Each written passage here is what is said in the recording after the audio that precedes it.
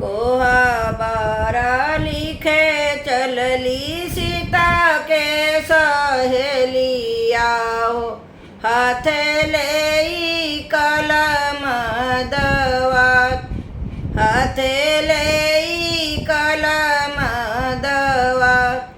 पुरैनी पतवा पर लिखे कोहबरवा हो, लिखेली सीता और राम, लिखेली सीता और राम।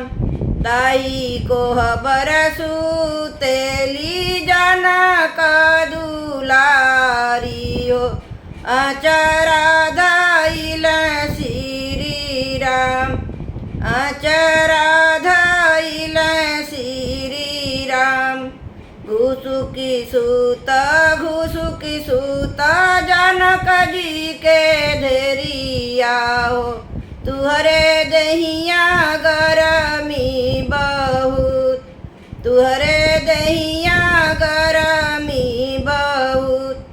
इतना बचन सुनली सीतली रानी, उठी के भुइयावा में लोट, उठी के भुइया गईली लोट।